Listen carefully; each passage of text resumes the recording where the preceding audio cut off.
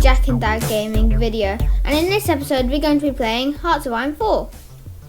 Hearts of Iron 4 is a game where you need to conquer the world, and it's set in a time during World War II.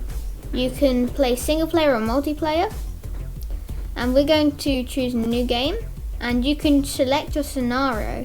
You can start on the 1st of January 1936 or the 14th of August 1939.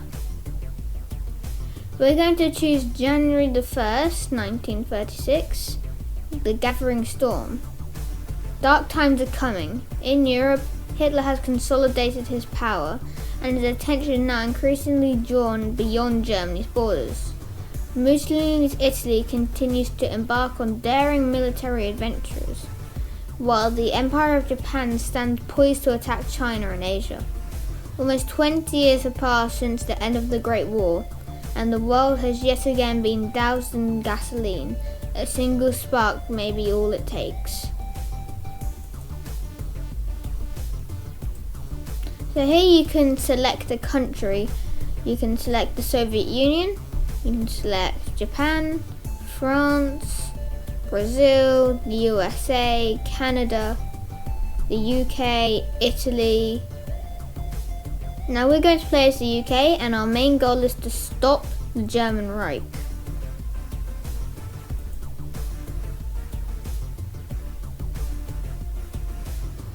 Just installing the game, and here you have a few things you can do to help you gather resources and build up your military. Now this is the decisions available tab, which means you can make actions, which can be nation building in the British Raj or nation building in British Malaya.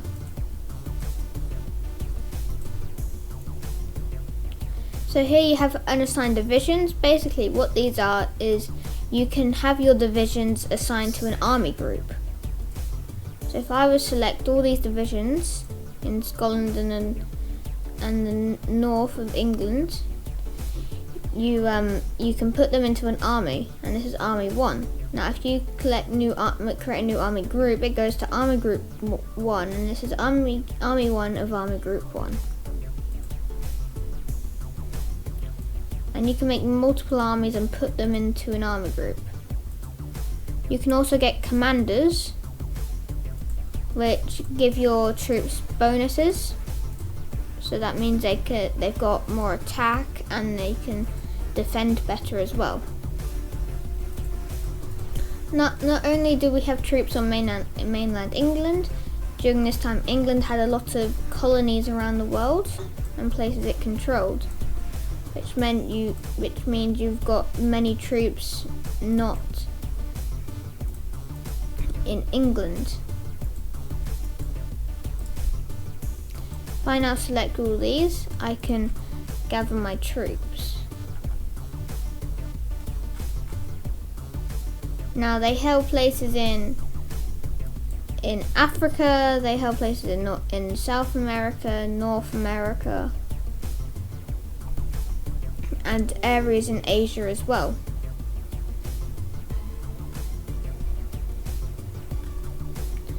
So if I now make another army and we'll select these to the same army group. I have an unassigned division here, so I'll assign that and I'll assign this. Divisions in basic training is where you can train your divisions up and make new ones. Now I commonly like to use the tank and infantry divisions, and you need to set their location in core territories. It's basically things on your mainland that's connected to your main area.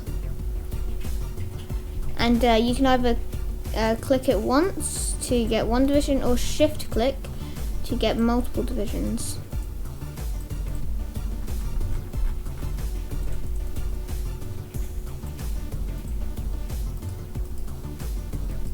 Now you can choose any national focus that is available to you.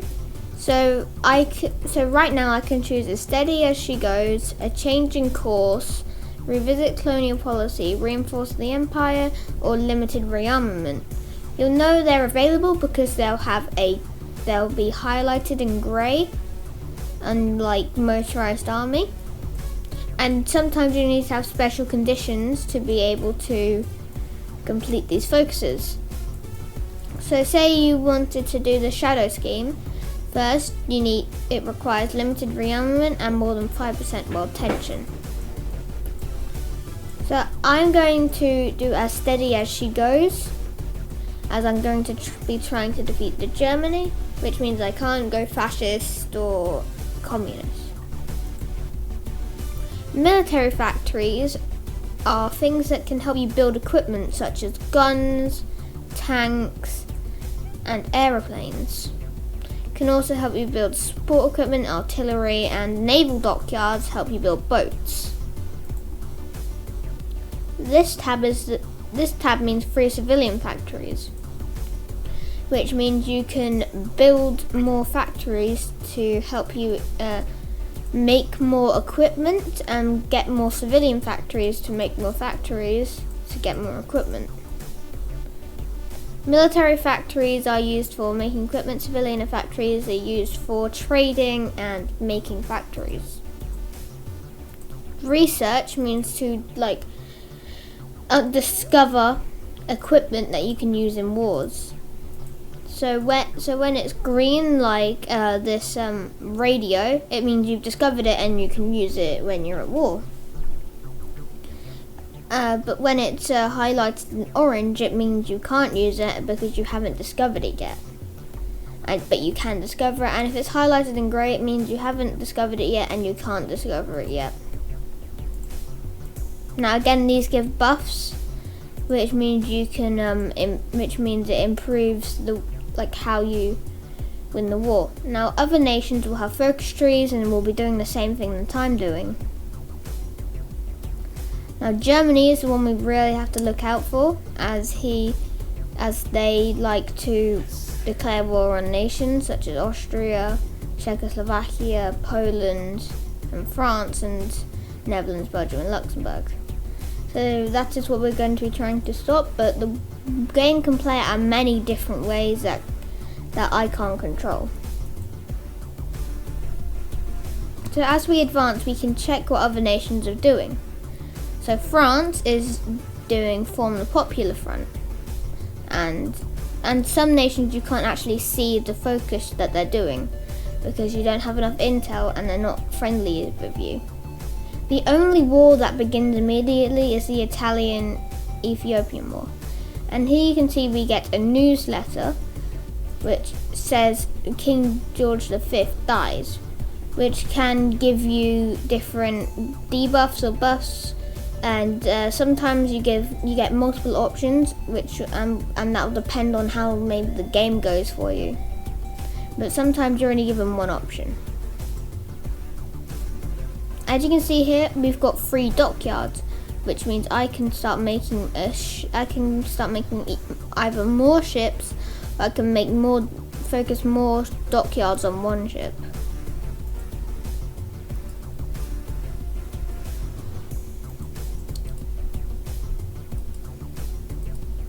And there will be different wars throughout the time, as you know in real life. So now we have done as steady as she goes. We can now do global defense, or we can do home defense. And as you can see, there's an exclamation mark between global defense and home defense. This means that if we do one, we can't do the other. So if we were to do global defense, we can't do home defense. And same with reinforce the empire and revisit the colonial policy. I'm going to start on reinforce the empire, which means we don't give independence to anything, as we're going to need more power to defeat Germany.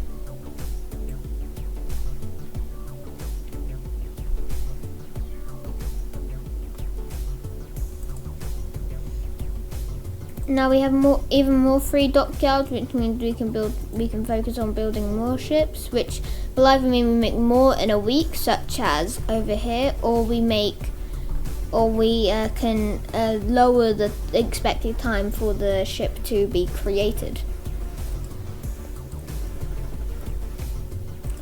Now, some focuses take less time than others. Many focuses only take 60 days. Other focuses only take 35 days, and some take 200. Now, as you can see here, we get Japan abandons a naval treaty. Japan is in Asia and will soon be declaring war on China and many of the other places China would normally be in. And this doesn't affect anything we do, but it now gives us the option to abandon the naval treaties. And just before that, we had Germany remilitarizes the Rhineland. So before, there was a red outline of the Rhineland, which was the Rhineland and the Mossland. But now, because they completed a focus tree, we go on here called Rhineland, it makes it so they can now move troops into the Rhineland, which eventually unlock their Anschluss, which means they can declare war, which means they can invade Austria, Czechoslovakia, and all the other nations that I've talked about. And as you can see, the world tension is now 5%, which means we can do the shadow scheme. Now here you have the Treaty of Addis Ababa. Now every time a war ends that you're in, you will be invited to a treaty where you can claim land or puppet land to give to a government that you create.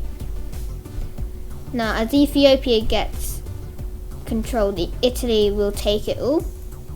And you will get a newsletter saying Ethiopia has capitulated, which means they have surrendered.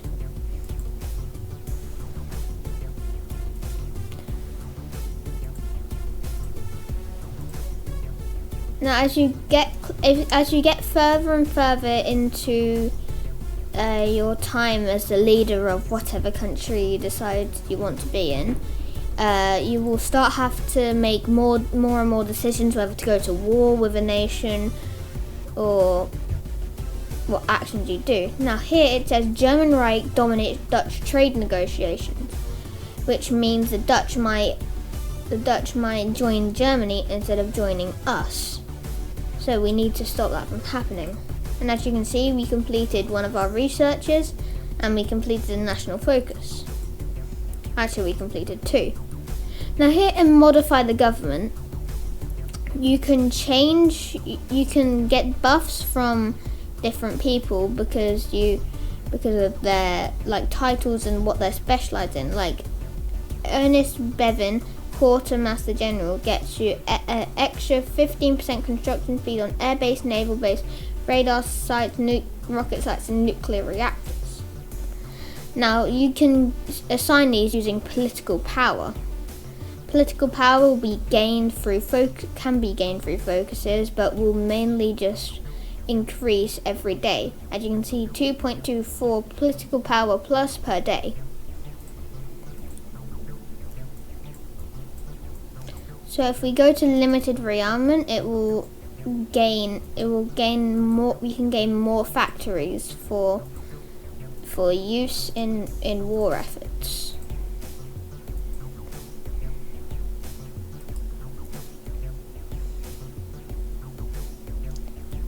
So now, at the moment, it's a waiting game to see what happens in the world. And sometimes focuses from other nations can affect you. So say Turkey did their focus to do the Montreux Convention, you and the leader of the Soviet Union, if you were playing as Britain, would be invited to Turkey to allow them to remilitarize this area. Now the Soviet Union will most likely say no, and this might cause a war between Turkey and the Soviet Union, which you can either choose to join or not.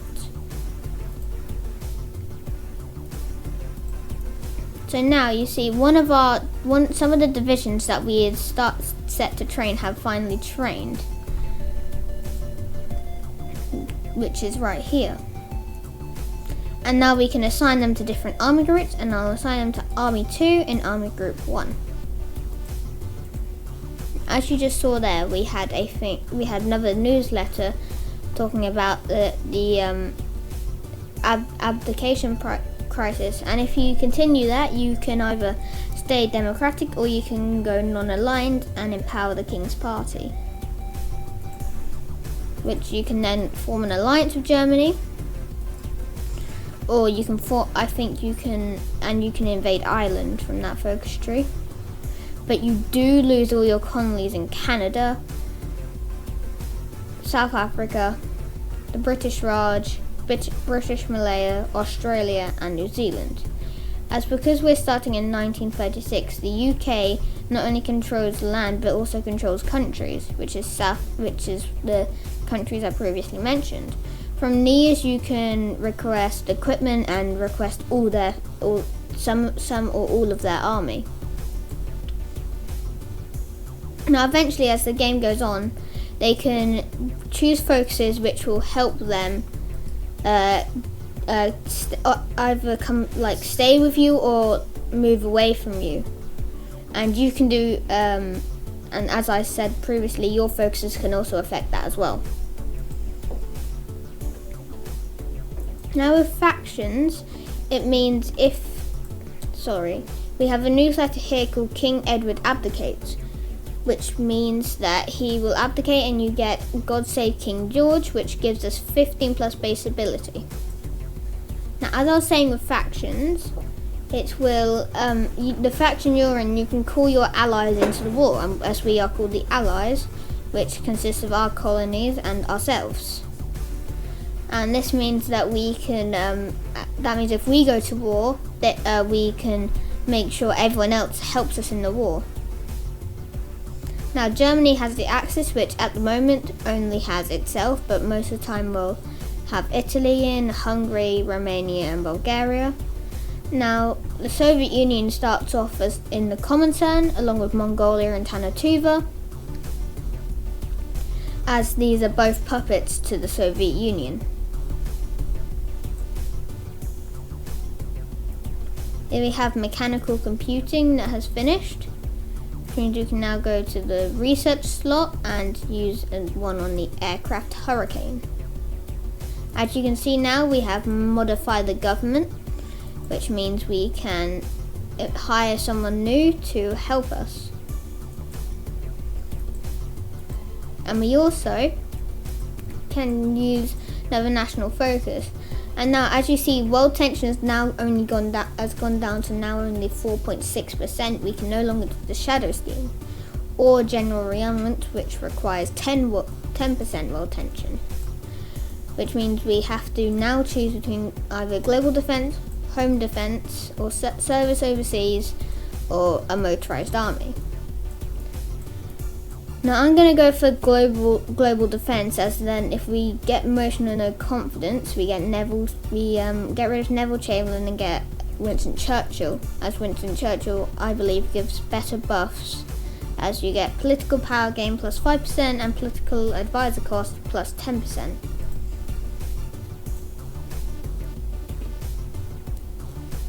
You can also change the speed that the game runs at from 1 to 2 to 3 to 4 and to 5. 5 is the max speed you can go at, but if you're playing new and you're in a war such as the Italian-Ethiopian war, you want to play at 3 speed. And as you can see here, a civil war just broke out in Spain, which means Spain is fighting itself. Now this will mainly happen in every game, and it means that many nations can form out of this, and only one will win, as they all declare war on each other. Now, as Britain, you can't send volunteers, but if you're playing as Germany, if you're playing as Italy, or you're playing as the Soviet Union, you should probably be sending volunteers to your sides. So as you can see, this one is almost fascist, and this one will soon be communist. And as the Soviet Union is communist, it will be supporting this Spain. And as Germany and Italy are both fascist, they will be supporting this Spain.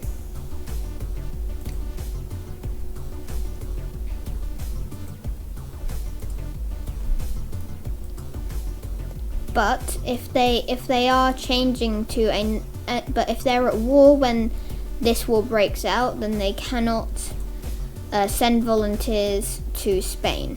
As you can see here, Nationalist Spain has volunteers from the German Reich.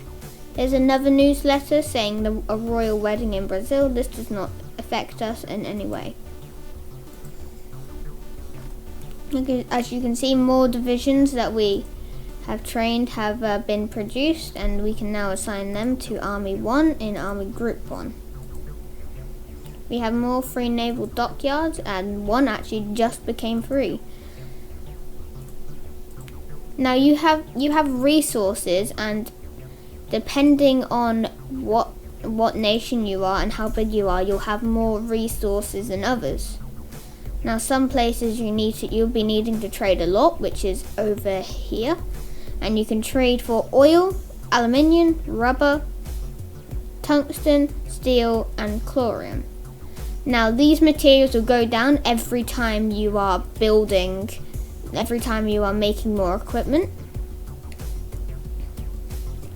So you need to keep a balance on your equipment production and the way you trade with other nations. Now if you're at war with a nation, you can't trade with them, and you need civilian factories to be able to trade with nations. Now sometimes you have divisions located on islands which are not in a army group, but you can assign them if you so please. But it is best to assign them to a army group. And as you can see now, we have more divisions which we can use in armies. Here you have 5, which we can now put in the Cyan Army, or Army 1. So now you have to, for motion no confidence, Neville Chamberlain must be the leader. So that means you can make Winston Churchill the leader. So we can't do that, so we must choose between every man will do his duty, service overseas, and motorized army. But we can now do the shadow scheme and air defense. Now the shadow scheme is really good because if you have 4, and because most of your some of your civilian factories will be made into military factories, which means you get more equipment to make. Now this thing means low manpower. Now depending on what manpower you have, you will either have this tab or not, and you can make more manpower by changing your changing your conscription law. And you can go from disarmed nation, volunteer only, and limited conscription. But if you're at war, you can go to extensive conscription. If you're communist or fascist and you're at war, you can go to service by crime and all adults serve, or scraping the barrel.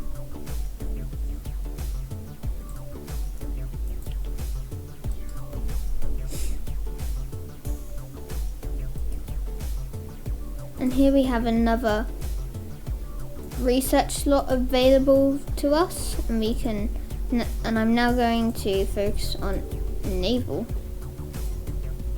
As you can see there, we got a new newsletter about Poland seeking a Baltic pack in the Miedzmor, as that is a common route that the Polish AI will take.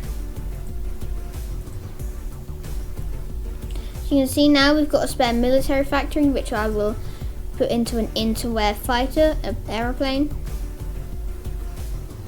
And there we have a few researches which have been completed. So here is the artillery and tank, which is called armor, and you've got different types of tanks. You've got light, medium, and heavy. We're going to research this heavy tank. And up here we have outdated equipment in production.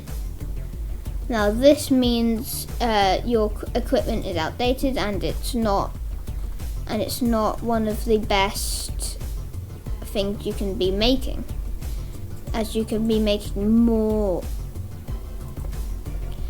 modern airplanes or whatever is out of date.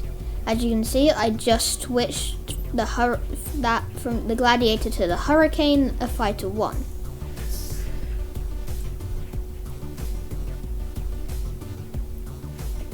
I talked about this earlier, the Montreux Convention, which is basically the Turks asking if they can remilitarize this area. Now you can choose we will back the Turks on this matter, or you can choose the British Empire does not concern itself with Turkey. I will choose we shall back the Turks because it gains us 5 naval experience, and if we were to choose this, it would decrease our stability by 5%.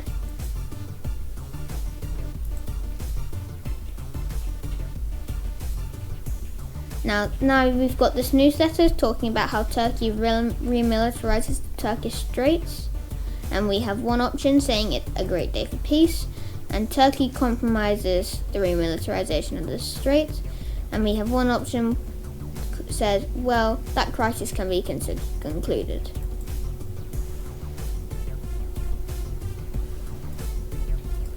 Now we must try and keep the Dutch trade negotiations up, which means the Dutch will ally with us, and it's a nice landing area so we can invade Germany if we have to, which we probably will. So as you can see now, we have done the shadow scheme, and I will now do service overseas.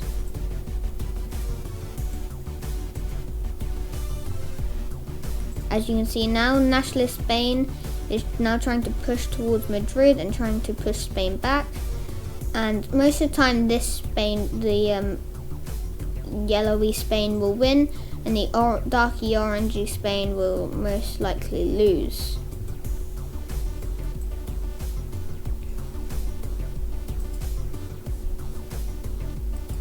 I think that's a good taster for what can happen. As you can see, France is going communist but is still democratic now. But I think that's a good taster of what can happen in Hearts of Iron 4, and we can continue this series as Britain. I hope you've enjoyed this episode, and as we go on to the year 1937, I will say see you later. Peace.